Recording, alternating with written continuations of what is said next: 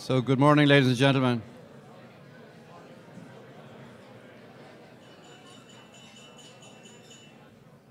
Thanks, Austin. So good morning, ladies and gentlemen. My name is Kieran McGowan, and it's my great pleasure to welcome you all to this CEO Forum on Climate Change. This is the highlight, if you like, of National Corporate Responsibility Week, and there have been a series of events been taking place all during the course of the past week, the main theme of which is how to rebuild Ireland's corporate reputation. And I think we would all agree that that's something that's key.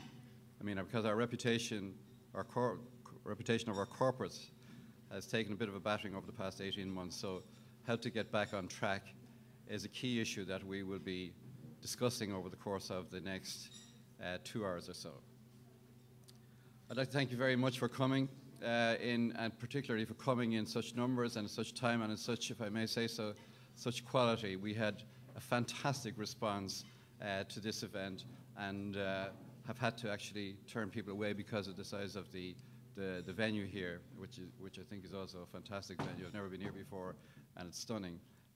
But being here in such numbers is something that we really appreciate, and I think it's an indication in itself, your presence, of the extent to which corporate responsibility has continued to drive up towards the top of our agendas, all of our agendas and the agendas of our organizations. This is the second CEO Forum on Climate Change. This time last year we met also, and at that time there was a fair amount of concern about on the economy and on the environmental situation. And I think it's fair to say that this year, 12 months later, the challenge has got even greater, and the focus is even stronger on how to rebuild our economy and to build it on the basis of sustained growth. And that's what we will be talking about, as I say, over the course of the next 2 hours or so.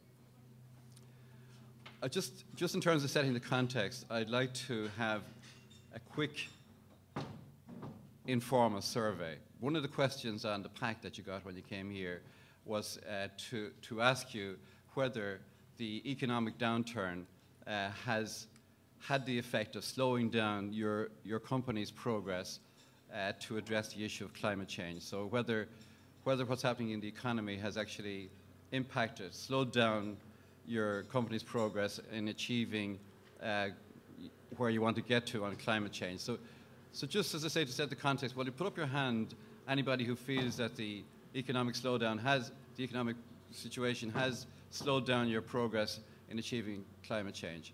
If that's the case, put up your hand. My God.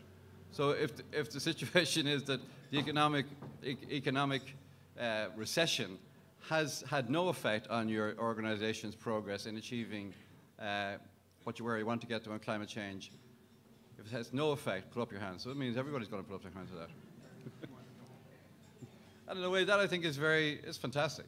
I mean, if it's truly the case that all of you here believe that the recession has had no impact on where you want to get to on climate change, that I think speaks volumes for the importance you attach to that subject.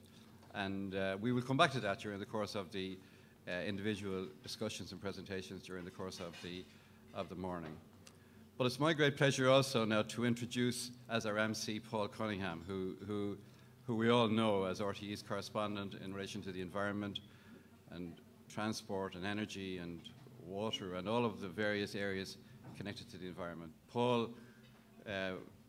was a fantastic MC this time last year, and we're delighted to have him back this year. So please welcome Paul to